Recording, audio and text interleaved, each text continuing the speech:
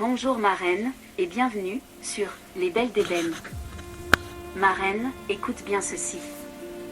Il y a des endroits où l'on ne nous attend pas. Des tours de verre où nos voix résonnent à peine. Des couloirs trop lisses, trop silencieux, où le pouvoir circule mais rarement dans des mains comme les nôtres. Dans ces endroits, être une femme noire, c'est souvent être seule. Incomprise. Invisible. Et pourtant, même là, la solidarité entre femmes peut tout changer. L'histoire que je vais te raconter se passe dans les hauteurs de Paris, dans le quartier d'affaires de la Défense. C'est l'histoire d'une femme au sommet, et d'une autre, encore dans l'ombre. Et c'est leur rencontre qui va changer leur vie. Et peut-être, ma reine, la tienne aussi. Histoire, les cœurs de la Défense. Caddy Faye est une étoile. Directrice d'une entreprise de tech dans une tour de la Défense, elle est l'une des rares femmes noires à avoir brisé tous les plafonds de verre. D'origine sénégalaise, brillante, méthodique, respectée. Elle parle peu. Travaille beaucoup. N'a jamais demandé de faveur. Elle a gravi les échelons à force de nuits blanches, de stratégie et de résilience.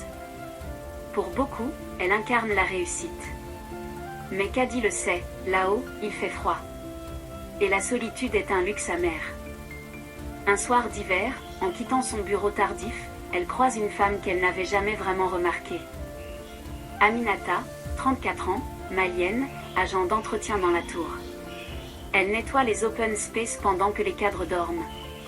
Mais ce soir-là, un ordinateur resté ouvert affiche une ligne de code. Aminata s'arrête. Elle lit. Elle corrige une erreur. Elle n'a pas pu s'en empêcher. L'informatique, c'était sa passion, avant l'exil. Caddy, revenue sur ses pas pour un dossier oublié, assiste à la scène.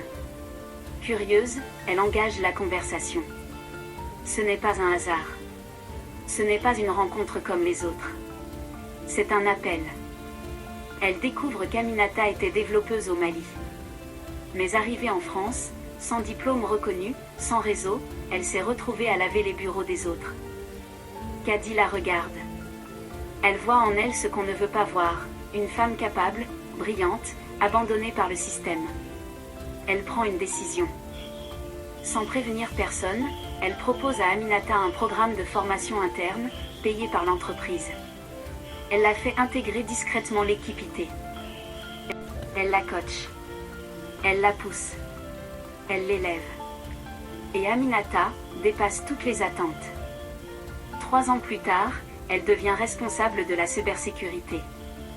Caddy la présente en conférence comme l'un des plus beaux paris de sa carrière. Mais ce n'est pas tout. Les deux femmes créent ensemble une école de code gratuite pour les femmes issues de quartiers populaires et de l'immigration. Elle la nomme Sutura, ce mot wolof qui signifie dignité, discrétion, force intérieure. Ma reine, si je te raconte cette histoire aujourd'hui, c'est pour que tu comprennes que chaque femme noire que tu croises peut être une reine qui s'ignore.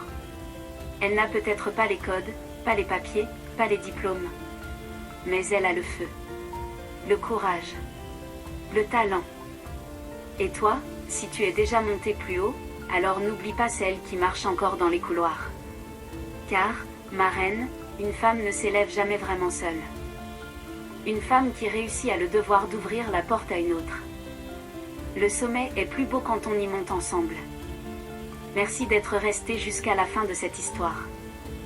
Que Dieu te bénisse, et à très bientôt pour une autre histoire vraie inspirante.